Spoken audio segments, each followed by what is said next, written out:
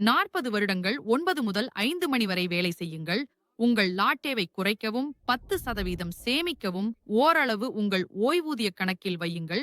ஒரு குறியீட்டு நிதியில் முதலீடு செய்யுங்கள். 40 வருடங்களுக்கு பிறகு நீங்கள் உங்கள் வண்டியில் அமர்ந்திருக்கும் ஒரு கோடீஸ்வரராக இருப்பீர்கள். அதை யார் சொல்கிறார்கள்? கிட்டத்தட்ட எல்லா நிதி நிபுணர்களும். ஆனால் இங்கே ஒரு கேள்வி உள்ளது. அவங்கள் கற்றுக் கொடுக்கிறதாலா செல்வந்தர்களாக இருக்கிறார்கள் அல்லது அவர்கள் விற்கிறதாலா? நமக்கு செல்வம் பெறும் மெதுவான பாதையை அவங்க கற்றுக் கொடுக்கிறாங்க. ஆனால் அவர்கள் வேகமான பாதையில் பணக்காரர்களாகிறார்கள். என் 25ஆம் வயதில் நான் பணம், செல்வம் மற்றும் வாழ்க்கையை பற்றிய என் பார்வையை முற்றிலும் மாற்றிய ஒரு புத்தகத்தை சந்திப்பதில் அதிர்ஷ்டசாலியாக இருந்தேன். அந்த புத்தகம் தான் எம்.ஜே. டெமார்கோ எழுதிய தி மில்லியனேர் ஃபாஸ்ட் லேன். இன்றைக்கு இந்த விளையாட்டு மாற்றும் புத்தகத்தின் விரிவான சுருக்கத்தை உங்களுக்கு கொடுக்கப் போகிறேன். எனவே நீங்கள் இளம் வயதில் பணக்காரராக விரும்புகிறீர்கள், வயதான பிறகு காத்திருக்க விரும்பவில்லை என்றால் இந்த வீடியோ உங்களுக்காகத்தான். பகுதி 1. செல்வம் பெறும் போட்டி. பரோ தனது 18 வயது இரட்டையர் மருமகன்கள் அசூர் மற்றும் சுமாவை 2 பைரமிட்ஸ் கட்ட உத்தரவிடுகிறார். வெற்றி பரிசு என்ன? யார் முதலில் முடிக்கிறார்களோ அவரே அரசராக சுகமாக வாழ இனி ஒருபோதும் வேலை செய்ய வேண்டியதில்லை. ஆனால் இதில் ஒரு சிக்கல் இருக்கிறது. அவர்கள் அந்த பைரமிடை தனியாகவே கட்ட வேண்டும். சுமா மற்றும் அசூர் இருவரும் தங்களது கடினமான பணியை முடிக்க பல ஆண்டுகள் ஆகும் என்பதை அறிவார்கள். எனவே அசூர் உடனே துவங்குகிறார். அவர் பெரிய கனமான கற்களை ஒன்றாக இழுத்து அடித்தளத்தை அமைக்கிறார். 1 வருடம் கழித்து அவரது பைரமிடின் அடித்தளம் உருவாகத் தொடங்குகிறது. இந்த நேரத்தில் சுமா ஒரு கல்லையும் நகர்த்தவில்லை. அதனால் அசூர் சுமாவை பார்வையிடச் செல்கிறார். அங்கு அவர் தனது களஞ்சியத்தில் ஒரு விசித்திரமான இயந்திரத்தில் வேலை செய்து கொண்டிருக்கிறார். அசூர் கூச்சலிடுகிறார், நீ என்ன செய்கிறாய்? நீ பைரமிட் கட்டணும் என்று சொன்னார்கள் என்று அசூர் சொன்னார். சுமா சிரித்துக் கொண்டு, நான் பைரமிட் கட்டிக் கொண்டிருக்கிறேன் என்று பதிலளிக்கிறார். என்னை தனியா விடு. உண்மையில் அவர் இன்னும் கற்களை போடத் தொடங்கவே இல்லை. மற்றொரு வருடம் கடந்து போகிறது. அசூர் பைரமிடின் 2வது நிலையை தொடர விரும்பும் போது அவர் சிரமப்படுகிறார். மேல்நிலைகளுக்கு கற்களை நகர்த்த அதிக சக்தி தேவைப்படுவதால் அவர் எகிப்தின் மிக வலிமையான மனிதர் பெனுவிடம் சென்று பெரியதும் வலிமையானதுமான தசைகள் வளர்க்க பயிற்சி பெற உதவி கேட்கிறார். பயிற்சி செய்த பிறகும் அசூரின் பைரமிட் கட்டும் வேகம் இன்னும் மெதுவாகவே உள்ளது. எனினும் சுமா இன்னும் ஒரு கல்லும் வைக்காததால் அசூர் அவரை விட முன்னேறுகிறார். அனைத்து வலிமை பயிற்சிகளையும் செய்த பிறகு அசூர் தனது பைரமிட் இன்னும் 30 ஆண்டுகளில் முடியும் என்று மதிப்பிடுகிறார். 3 ஆண்டுகள் கழித்து ஒரு நாள் சுமா கயிறுகள், சக்கரங்கள் மற்றும் லீவர்களுடன் கூடிய ஒரு விசித்திரமான இயந்திரத்துடன் வந்து கற்களை விரைவாக நகர்த்துகிறார். அசூர் தனது பைரமிட் அடித்தளத்தை கட்ட 1 வருடம் எடுத்துக்கொண்ட போது சுமாவின் இயந்திரம் 1 வாரத்தில் அதை முடித்துவிட்டது. அசூர் போராடிய 2வது நிலை இன்னும் ஆச்சரியமாக உள்ளது. சுமாவின் இயந்திரம் அந்த வேலையை 30 மடங்கு வேகமாக செய்கிறது. அசூருக்கு 2 மாதங்கள் எடுத்த வேலை சுமாவின் இயந்திரம் 2 நாட்களில் செய்து முடிக்கிறது. 3 ஆண்டுகள் சுமா பைரமிட் வேலைக்கு தொடங்காதிருந்தாலும் அவரது இயந்திரம் அசூர் வந்த அதே நிலையை அடைய 40 நாட்கள் எடுத்தது. இறுதியாக 8 ஆண்டுகளில் சுமா தனது பைரமிட் கட்டி முடிக்கிறார். 3 ஆண்டுகள் அமைப்பை உருவாக்க, 5 ஆண்டுகள் பைரமிட் கட்ட. பருவா மகிழ்ச்சியடைந்து சுமாவுக்கு அரச பதவியும் பெரும் செல்வமும் வழங்குகிறார். சுமாவுக்கு இனி வாழ்நாளில் ஒரு நாளும் வேலை செய்ய வேண்டிய அவசியம் இல்லை. ஆனால் அசூர் மாற்றத்தை ஏற்க மறுக்கிறார். அவர் தொடர்ந்து கற்களை தூக்கி தன்னை வலுவாக மாற்ற முயற்சி செய்து கடுமையாக உழைக்கிறார். பைரமிட் முடிவடைய இன்னும் 2 நிலைகள் இருக்கும்போது அசூருக்கு இதய கோளாறு ஏற்பட்டு உயிரிழக்கிறார். இந்த கதையிலிருந்து நீங்கள் ஏதேனும் கற்றுக்கொண்டீர்களா? அசூர் என்பது செல்வம் பெறும் மெதுவான பாதையை பிரதிநிதித்துவப்படுத்துகிறார். அந்த பாதையில் செல்வத்தை அடைவது உத்தரவாதமில்லை. ஏனெனில் அசூர் பைரமிட் வேலை செய்யும் போது இதய கோளாறு ஏற்பட்டு உயிரிழக்கிறார். மற்றொரு பக்கத்தில் சுமா என்பது செல்வம் பெறும் விரைவு பாதையை பிரதிநிதித்துவப்படுத்துகிறார். இப்போது அந்த விரைவு பாதை எளிது என்று நான் கூறவில்லை. அது இன்னும் கடுமையான உழைப்பே. சுமா போலவே அவர் தனது அமைப்பை உருவாக்க 3 ஆண்டுகள் எடுத்தார். மேலும் பைரமிட் வேலை செய்ய 5 ஆண்டுகள் எடுத்தார். மொத்தம் 8 ஆண்டுகள். விரைவு பாதை என்று பேர் இருந்தாலும் அது பல ஆண்டுகள் கடுமையான உழைப்பை தேவைப்படுத்தும். ஆனால் அது 40 ஆண்டுகள் நீண்ட சலிப்பான கடுமையான உழைப்பைப் போல இல்லை. உண்மை என்னவென்றால் செல்வத்தை உருவாக்குவதில் நீங்கள் செல்லக்கூடிய 3 பாதைகள் உள்ளன. பெரும்பாலானவர்கள் மிகவும் மெதுவான பாதையில் சிக்கிக் கொள்கிறார்கள். ஆனால் அதைவிட வேகமான ஒரு வழி உள்ளது. இதை அடுத்த பாடத்துல நான் விளக்கப் போறேன். பகுதி 2, செல்வத்திற்கான 3 நிதி வழிகாட்டிகள். எண் 1, பாதசாரி பாதை. பாதசாரி பாதை என்பது எதிர்கால நிதி திட்டமிடல் இல்லாமல் இப்போது வாழ்வதை பற்றியது. பாதசாரி பாதையில் ஏற்கனவே உள்ளவர்கள் யாராக இருந்தாலும் பரவாயில்லை. ஏழைகள், நடுத்தர வர்க்கம், கூடுதலாக பணக்காரர்களும் இருக்கலாம். மாதம் $2000 சம்பாதிக்கிறீர்களா? $3000 செலவு செய்கிறீர்கள். $50,000 சம்பாதித்து $60,000 செலவு செய்கிறீர்கள். மாதம் $200,000 சம்பாதிப்பவரும் கூட பாதசாரி பாதையில் இருக்கலாம். பாதசாரி பாதையில் இருப்பவர்கள் தாங்கள் சம்பாதிப்பதை விட அதிகம் செலவு செய்கிறார்கள். அவர்கள் உடனடி திருப்தியை நோக்கி கவனம் செலுத்துகிறார்கள். தங்கள் பணத்தை உடனே சாதனங்கள், நவீன பொருட்கள், புதிய கார்கள் அல்லது விடுமுறைகள் போன்ற விளையாட்டுப் பொருட்களுக்கு செலவழித்து இன்ஸ்டாகிராம் வாழ்க்கையை வாழ்கிறார்கள். அவர்களின் செல்வ சமன்பாடு என்பது வருமானம், அதில் கடன் சேர்க்கப்பட்டது. இந்த மாதிரியாக வாழ்வது ஆபத்தானது. ஒரு சிறிய தவறு, வேலை இழப்பது அல்லது அவசர நிலை போன்ற ஒன்று எல்லாவற்றையும் சிதறடிக்கச் செய்யும். 2வது, மெதுவான பாதை. பாதசாரி பாதை உடனடி திருப்தியால் இயக்கப்படுகிறது, எதிர்கால நிதி திட்டமில்லாமல். ஆனால் மெதுவான பாதை அதற்கு முற்றிலும் எதிராகும். மெதுவான பாதை இன்று சில தியாகங்களை செய்து நாளை வசதியாக வாழ்வதை நோக்கி செல்கிறது. அவர்களின் திட்டம் என்ன?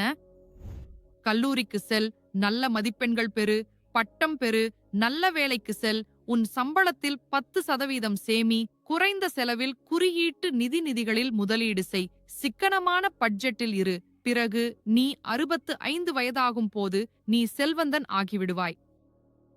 இந்த அறிவுரை பெரும்பாலும் நம்பிக்கைக்குரிய ஆதாரங்களிலிருந்து வருகிறது. ஆசிரியர்கள், ஊடக பிரபலங்கள், நிதி ஆலோசகர்கள் மற்றும் நம்முடைய பெற்றோர்கள் கூட. அதைத் தவிர மெதுவான பாதையில் அதிகம் சம்பாதிக்க மக்கள் அதிக நேரம் வேலை செய்கிறார்கள், வேலையை மாற்றுகிறார்கள் அல்லது மீண்டும் பள்ளிக்குச் செல்கிறார்கள். ஆனால் இங்கே ஒரு உண்மை இருக்கிறது. 3 மைல் வேகத்தில் மட்டுமே செல்லக்கூடிய ஒரு 3 சக்கர வண்டி நீ எவ்வளவு கடுமையாக மிதித்தாலும் அதன் அதிகபட்ச வேகம் எப்போதும் 3 மைல்தான். நீங்கள் நாடு முழுவதும் 3 மைல் வேகத்தில் பயணம் செய்தால் அதற்கு 40 ஆண்டுகள் தேவைப்படும். செல்வம் என்பது நீங்கள் இளமையாகவும் ஆரோக்கியமாகவும் இருக்கும்போது அனுபவிக்க வேண்டும், 40 ஆண்டுகள் கடுமையாக உழைத்த பிறகு அல்ல. 3வது, வேகமான பாதை, ஃபாஸ்ட் லேன். விவரங்களில் செல்லும் முன் தலைப்புச் செய்திகள். சில வேகமான பாதை கதைகள்.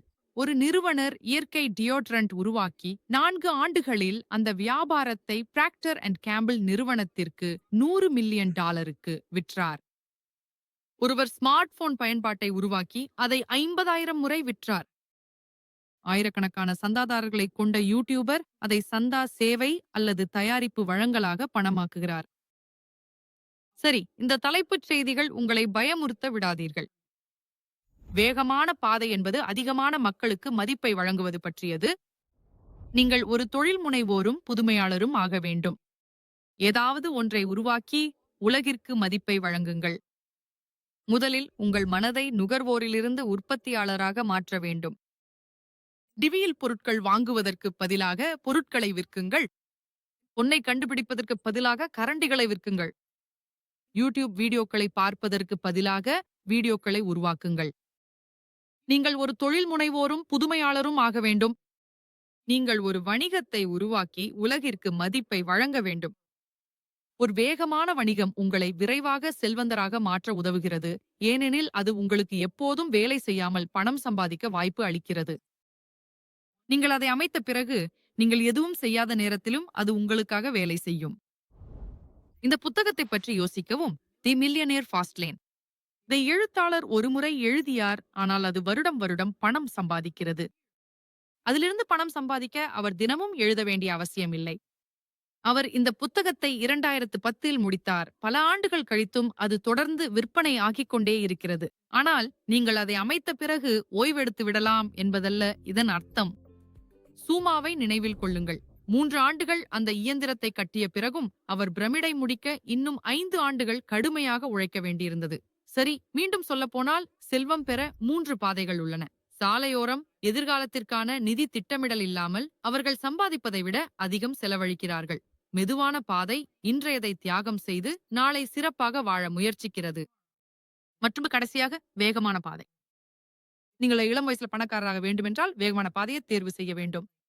வேகமான பாதை என்பது நாமே உற்பத்தியாளராக மாறுவது, நுகர்வோராக இருப்பதை விட முக்கியமானது. மெதுவான பாதையிலிருந்து வேகமான பாதைக்கு சென்ற யாரையும் கேளுங்கள், அவர்கள் இதையே சொல்வார்கள். கடினமானது வேலை செய்யும் விஷயம் அல்ல, அல்லது புதிய திறன்களை கற்றுக்கொள்வது அல்ல. அது உங்கள் மனப்பாங்கை மாற்றுவதே மிக கடினம். ஆனால் ஒருமுறை அதை செய்துவிட்டால் எல்லாமும் மாறிவிடும். அடுத்த பாடத்திலே அந்த மாற்றத்தை செய்ய உங்களுக்கு உதவும் சுருக்கமான ஆனால் சக்தி வாய்ந்த குறிப்புகளை பகிர்ந்து கொள்கிறேன். பகுதி 3. 20 முக்கியமான வேகமான பாதை பாடங்கள். எண் 1. யாரோ ஒருவன் இதை ஏற்கனவே செய்து கொண்டிருக்கிறான். உங்களிடம் ஒரு சிறந்த யோசனை இருக்கிறது, ஆனால் யாரோ ஒருவன் அதை ஏற்கனவே செய்து கொண்டிருக்கிறான். அதனால என்ன? நீங்க தான் அதை இன்னும் ப்ராப்பா பண்ணுங்க, அல்லது வேறுபட்ட முறையில செய்யுங்கள். பல வருடங்களுக்கு முன்பு ஏற்கனவே யாஹூ மற்றும் இன்டர்நெட் எக்ஸ்ப்ளோரர் போன்ற பல தேடல் இயந்திரங்கள் இருந்தபோதும் அது கூகுள் நிறுவனர்களை இன்னொரு தேடல் இயந்திரத்தை உருவாக்குவதிலிருந்து தடுக்கவில்லை. அவங்க அதை இன்னும் சிறப்பாக செய்தார்கள். கூகுள் நிறுவனர்கள் இப்போது பில்லியனியர்கள். டியோட்ரண்ட் பல வருடங்களாக இருந்தாலும் அது மாய்செலியை நேட்டிவ் என்ற தனிப்பட்ட பராமரிப்பு ஸ்டார்ட் அப்பை தொடங்குவதிலிருந்து தடுக்கவில்லை. 2.5 ஆண்டுகள் தொடங்கிய பிறகு அவர் அதை ப்ராக்டர் அண்ட் கேம்பிளுக்கு $100 மில்லியன் விற்றார். இரண்டாவது, பார்வையின் தேர்வு. எழுத்தாளர் இளம் வயதில் இருந்தபோது ஒரு லாம்போர்கினி காரை பார்த்தார். அப்போது அவர், ஒரு நாள் இது போன்ற ஒன்றை நான் வாங்குவேன் என்று தன்னிடம் சொன்னார். பல வருடங்கள் கழித்து அவர் தனது சொந்த லாம்போர்கினியை பெற்ற பிறகு ஒரு இளைஞர் அவரது காரை பார்த்து ஒரு புகைப்படம் எடுத்தார் மற்றும் நான் முடிந்த அளவு புகைப்படங்களை எடுக்க வேண்டும் என்று சொன்னார். ஏனெனில் இது போன்ற ஒன்றை நான் ஒருபோதும் வாங்க முடியாது. அங்கே ஒரு பிரச்சனை இருக்கிறதா என்று நீங்கள் பார்க்கிறீர்களா? இந்த இளைஞர் தானே ஒருபோதும் லாம்போர்கினி வாங்க முடியாது என்று நம்ப முடிவு செய்தார். நீங்கள் முடியாது என்று நம்பினால் அந்த நம்பிக்கைக்கு ஏற்பவே நீங்கள் நடந்து கொள்வீர்கள். உங்கள் மனதில் உள்ள அந்த எதிர்மறை வார்த்தைகளை, உதாரணத்திற்கு நான் ஒருபோதும், நான் முடியாது, இருந்தால் மட்டும் என்றவற்றை கீழ்காணும் நேர்மறை வார்த்தைகளாக மாற்றுங்கள். இது சாத்தியமே. நான் கடந்து செல்வேன். நான் செய்வேன். நான் முடியும். ஒரு மாசத்துல $1 மில்லியன் சம்பாதிப்பது சாத்தியமா? ஆம், அது சாத்தியம். அதை பண்ணி காட்டும் அந்த நபரிடம் கேளுங்கள். நீங்கள் உழைத்தால் நிதி சுதந்திரம் பெற முடியும் என்று நம்புங்கள். உங்கள் கடந்த அனுபவம் நீங்கள் அனுமதிக்காவிட்டால் அது ஒருபோதும் உங்கள் எதிர்காலமாக மாறாது. மூன்றாவது, பெரிய வெற்றி. பெரிய வெற்றிகள் என்பது கிரிப்டோ கரன்சி மூலம் அதிர்ஷ்டம் அடைவது அல்லது லாட்டரி வெல்வது போன்றவை. இது விரைவான செல்வம், ஆனால் அதனுடன் வரும் பயணத்தையும் கடினமான பாடங்களையும் அவர்கள் தவிர்க்கிறார்கள். பெரிய வெற்றிகளை விரும்பும் மக்கள் செல்வம் என்பது ஒரே இரவில் நடக்கும் ஒரு நிகழ்வு என்று நினைக்கிறார்கள். அவங்களுடைய 3 ஆண்டுகள் கடுமையா உழைக்க விரும்பல. என் திட்டத்தில் ஒரு $1977 சேருங்கள் என்ற விளம்பரங்களை நீங்கள் அறிந்திருக்கலாம். நான் போல தினமும் 40 நிமிடம் வேலை செய்து கோடிகள் சம்பாதிப்பது எப்படி என்று கற்றுக்கொள்ளுங்கள் என்று சொல்வார்கள்.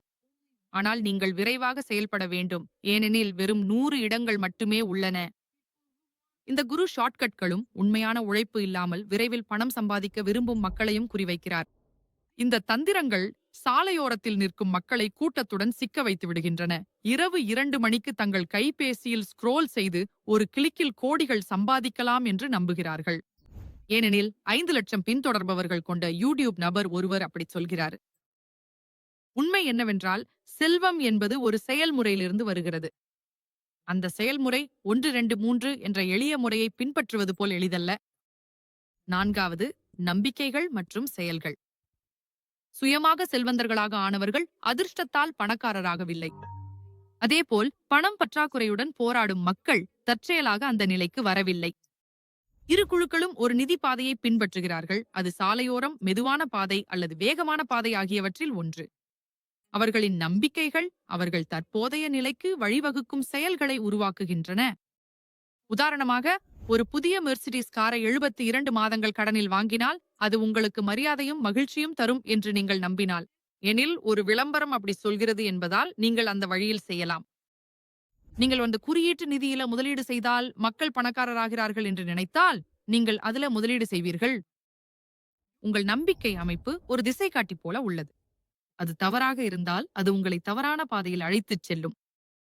எனவே உங்கள் நிதி நிலையை மாற்ற விரும்பினால் உங்கள் வழிகாட்டி வரைபடத்தை மாற்றுவதிலிருந்து துவங்குங்கள், ஏனெனில் அது உங்கள் நம்பிக்கைகளையும் செயல்களையும் பாதிக்கும்.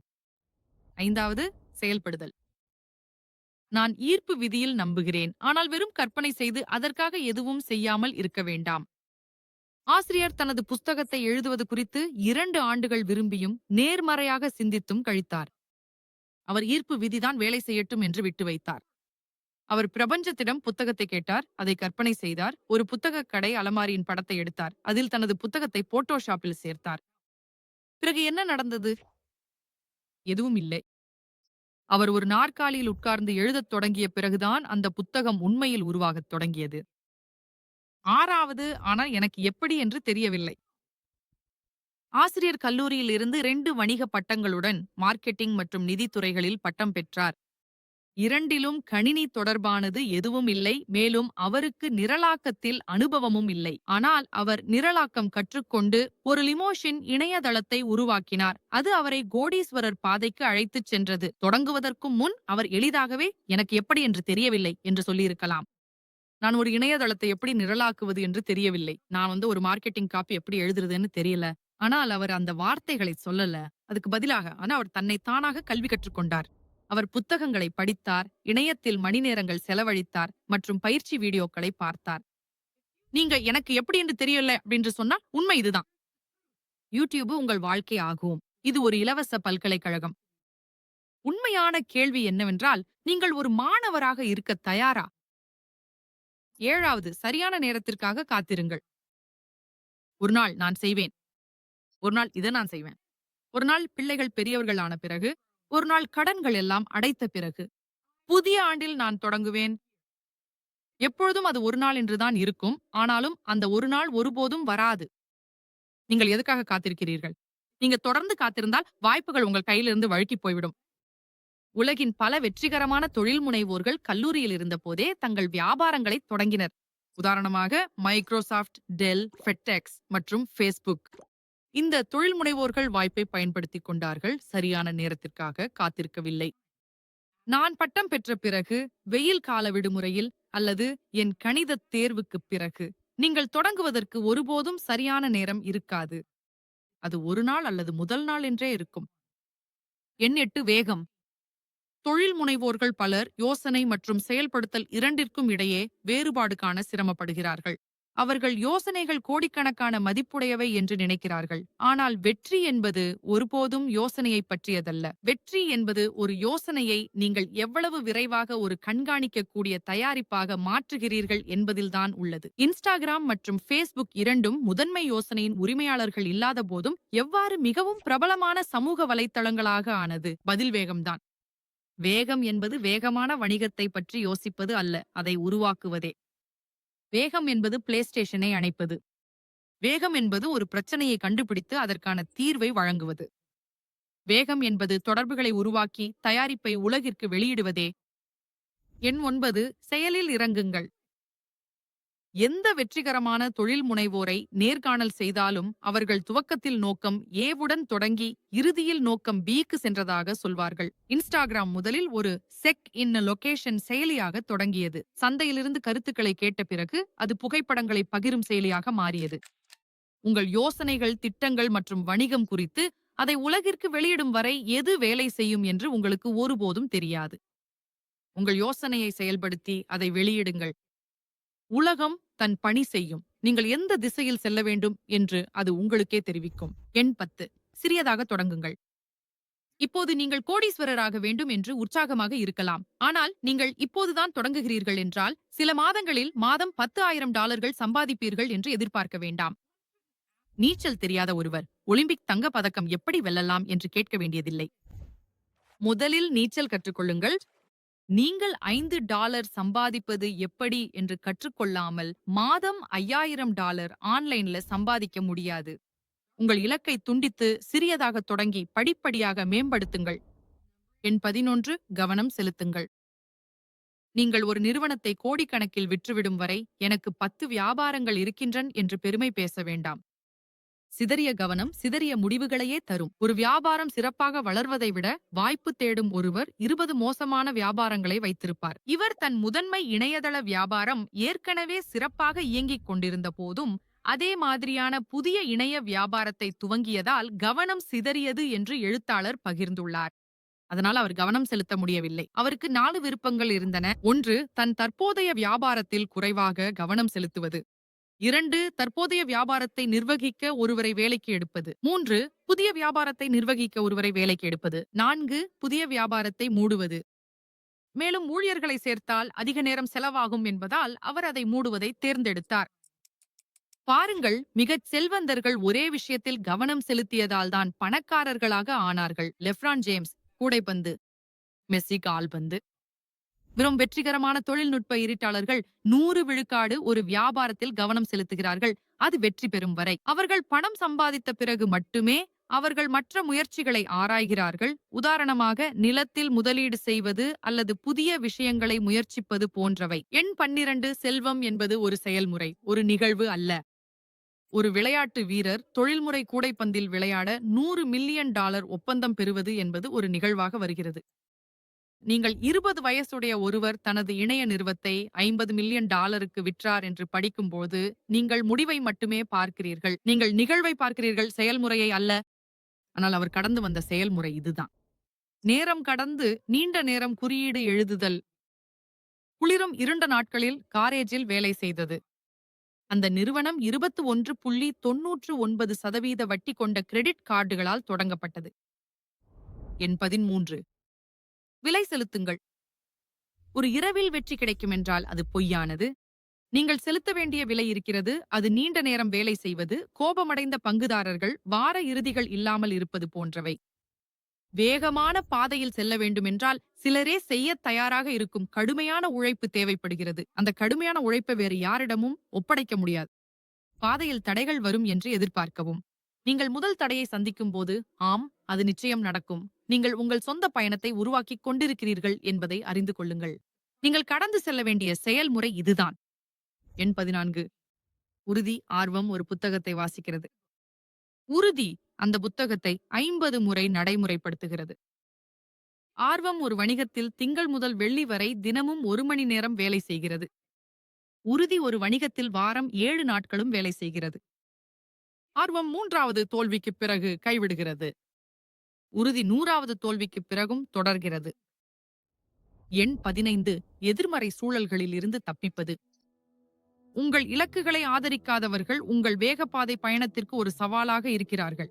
நீங்கள் உங்கள் யோசனைகள் அல்லது செயல்களில் உற்சாகமாக இருக்கும்போது அவர்கள் சந்தேகத்துடன் பதிலளிக்கிறார்கள், அது வேலை செய்யாது என்று சொல்வார்கள். ஏற்கனவே யாரோ அதை செய்து கொண்டிருக்கிறார்கள் அல்லது ஏன் முயற்சிக்க வேண்டும் என்று கேட்பார்கள். மக்களைத் தவிர சூழல் சவால்களும் உள்ளன. உதாரணமாக, எழுத்தாளர் ஒரு காலத்தில் காற்று வீசும் நகரமான சிகாகோவில் வாழ்ந்தார். அவர் மனச்சோர்வில் இருந்தார் மற்றும் ஊக்கத்திற்காக சூரிய ஒளி தேவைப்பட்டது. அதனால் அமெரிக்காவின் மிகவும் சூரிய ஒளி கிடைக்கும் இடமான அரிசோனாவுக்கு இடம் மாற்றி அங்கு தனது வணிகத்தை தொடங்கினார். மற்றொரு எதிர்மறை சூழல் உங்கள் வேலையாக இருக்கலாம். அது உங்கள் சக்தியை உறிஞ்சினால் வேலை முடிந்ததும் இலக்குகளுக்காக உழைக்க ஆர்வமாக இருக்க மாட்டீர்கள். எதிர்மறை சூழல்களில் இருந்து தப்பிக்க முழு முயற்சி செய்யுங்கள். உங்களுக்கு உங்கள் நிலைமை பிடிக்கவில்லை என்றால் இடம் மாற்றுங்கள். நீங்கள் ஒரு மரம் அல்ல. எண் 16. விரைவாக திட்டமிடுபவர்கள் நேரத்தை மிச்சப்படுத்துகிறார்கள். பெரும்பாலானவர்கள் சமூக ஊடகங்களில் ஸ்க்ரோல் செய்வதில் நேரத்தை வீணாக்குகிறார்கள். அதற்கு மேலாக சராசரியாக மக்கள் தினமும் 4 மணி நேரம் தொலைக்காட்சியை பார்க்கிறார்கள். ஒரு 65 வயது வாழ்நாளில் அந்த நபர் 9 ஆண்டுகளை திரைமுகமாக கழித்திருப்பார். நெட்ஃபிளிக்ஸ் மற்றும் பிளேஸ்டேஷனில் 9 ஆண்டுகளை வீணாக்குவதற்கு பதிலாக அந்த 9 ஆண்டுகளை அடுத்த 30 ஆண்டுகளுக்கும் லாபம் தரக்கூடிய ஒரு வணிக அமைப்பில் முதலீடு செய்யலாமே. விரைவாக முன்னேறுபவர்கள் நேரத்தை மிச்சப்படுத்துகிறார்கள். நேரமே அரசன். எண் 17. உங்கள் விரைவு பாதை வணிகத்தை உருவாக்கும் போது கூட்டாளிகள் பல திருமணங்கள் போலவே செயல்படலாம். நீங்கள் சரியான கூட்டாளியை தேர்ந்தெடுக்கிறீர்கள் என்பதை உறுதி செய்யுங்கள். உங்கள் கல்லூரி அறை தோழியுடன் 2 வார ஹனிமூன் செல்லுவது நீங்கள் உண்மையில் பொருந்துகிறீர்களா என்பதை அறிய போதுமான நேரமாக இருக்காது. 2 வாரங்கள் பழகிய பிறகு யாரையாவது திருமணம் செய்து கொள்வீர்களா என்று பாருங்கள். நீங்கள் யாரையாவது வேலைக்கு எடுக்கும் போதோ அல்லது கூட்டாளியாக சேர்க்கும் போதோ சாலையோரத்தில் யாரை தேர்ந்தெடுக்கிறீர்கள் என்பதில் கவனம் செலுத்துங்கள். உலகத்தில பல நல்ல மனிதர்கள் இருக்கிறார்கள். அவர்கள் கெட்டவர்களை விட அதிகம். அவங்கள கண்டுபிடிச்சு உங்க வாழ்க்கையில வச்சிருக்க சிறிது முயற்சி போதும். எண் 18 புகார்களை கையாளுதல். புகார்கள் என்பது உலகத்தின் கிசுகிசுக்கள். உங்கள் வியாபாரத்தில் நீங்கள் மேம்படுத்த வேண்டியவற்றை காட்டுகின்றன. எனினும் புகார்களை கையாளும் போது கவனமாக இருங்கள். ஒவ்வொருவருக்கும் பதில் அளிக்க வேண்டிய அவசியம் இல்லை. மிகவும் மதிப்பை சேர்க்கும் புகார்களை தீர்ப்பதில் கவனம் செலுத்துங்கள். வாடிக்கையாளர்கள் ஒரு மின்னஞ்சல் அனுப்பும்போது சில நிமிடங்களில் பதில் அளியுங்கள்.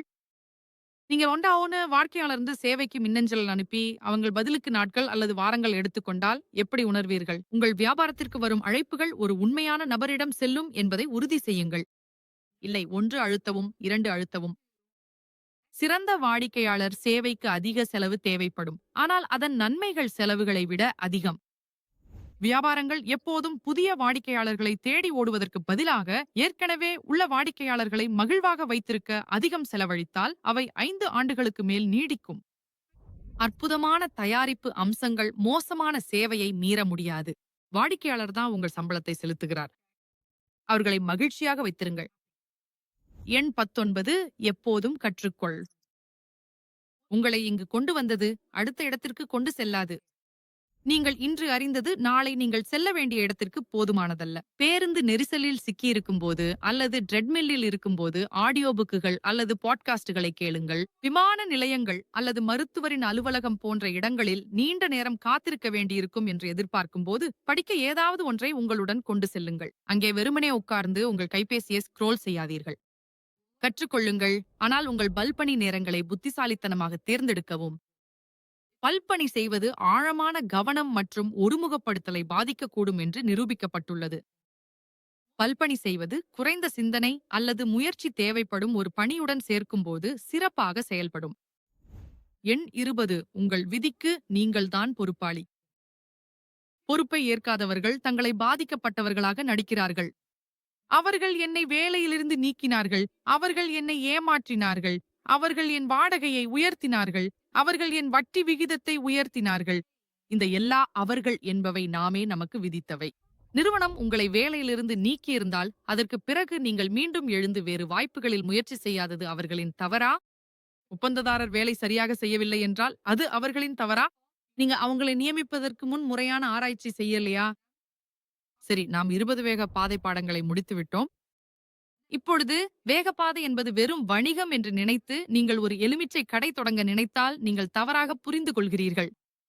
வெளியில நிறைய வணிக வாய்ப்புகள் இருக்கின்றன. ஆனால் துரதிருஷ்டவசமாக அவற்றில் பெரும்பாலானவை வேக பாதை வழிகள் அல்ல.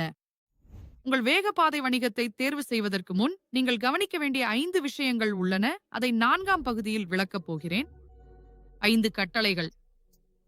முதலிடம் அளவுகோல். மக்களை அளவில் சென்றடைவதே விரைவான பாதை.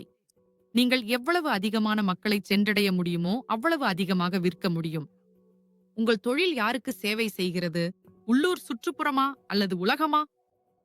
உதாரணமாக, ஒரு உள்ளூர் கடையில சாண்ட்விச்கள் விற்கும் ஒருவரை கற்பனை செய்து பாருங்கள்.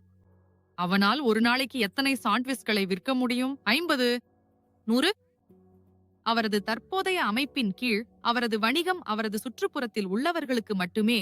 அவர் நியூயார்க்கில் இருந்தால் அவன் ஆஸ்திரேலியாவில் உள்ள ஒருவருக்கு விற்க முடியாது. விரைவான பாதையில் இருக்க மக்களை அளவில் சென்றடையக்கூடிய திறன் கொண்ட ஒரு வணிகத்தை தேர்ந்தெடுக்க வேண்டும். அதை பற்றி நான் பின்னர் மேலும் விளக்குகிறேன். 2வது கட்டுப்பாடு. விரைவான பாதையில் இருக்க உங்கள் வணிகத்தை முழுமையாக கட்டுப்படுத்த வேண்டும். நீங்கள் ஒவ்வொரு அம்சத்தையும் கட்டுப்படுத்த முடியவில்லை என்றால் நீங்கள் ஓட்டவில்லை என்பதுதான் உண்மை. உதாரணமாக, ஓட்டுநர்கள் டிராப் ஷிப்பிங் சேவையை வழங்குகிறார்கள். அவர்கள் டிராப் ஷிப்பராக மாறுவதில்லை. ஓட்டுநர்கள் அஃபிலியேட் திட்டங்களை வழங்குகிறார்கள். அவர்கள் அஃபிலியேட்களாக மாறுவதில்லை. ஓட்டுநர்கள் பிரான்சைஸ்களை விற்கிறார்கள். அவர்கள் அவற்றை வாங்குவதில்லை. அப்படின்றால் நீங்க விரைவு பாதையில ஓட்டுகிறீங்களா அல்லது லிப்ட் கேட்டு பயணிக்கிறீங்களா? உதாரணமாக, எழுத்தாளர் ஒரு நிறுவனத்தை வைத்திருந்தார். அங்கு அவர் ஒரு அஃபிலியேட் திட்டத்தை வழங்கினார். அவரது சிறந்த அஃபிலியேட் மாதத்திற்கு $20,000க்கும் அதிகமாக சம்பாதித்தார். ஆனால் அவர்தானே மாதத்திற்கு $200,000 சம்பாதித்தார். முக்கிய அஃபிலியேட் நல்ல பணம் சம்பாதித்தாலும் அவர் இன்னும் லிப்ட் கேட்டு பயணிப்பவராகத்தான் இருந்தார். எழுத்தாளர் தான் ஓட்டுநராக இருந்தார். அவர் எல்லாவற்றையும் கட்டுப்படுத்தினார். எந்த நேரத்திலும் அவர் ஒரு புதிய கொள்கையை அமல்படுத்த முடியும். அது அஃபிலியேட்டின் வருமானத்தை குறைக்கக்கூடும். பெரிய அல்லது வரலாற்று சிறப்புமிக்க பணத்தை அடைய உங்கள் அமைப்பின் ஒவ்வொரு அம்சத்தையும் நீங்கள் கட்டுப்படுத்த வேண்டும். மூன்றாவது, நுழைவு. இது ரொம்ப எளிதா. வெறும் $200 செலுத்தி விநியோகஸ்தர் கிட்களை வாங்குவது போல இருந்தால் அதற்கு மதிப்பு இல்லை. ஏன்? ஏனெனில் யாரும் நுழைய முடிந்தால் போட்டி அதிகமாகிவிடும்.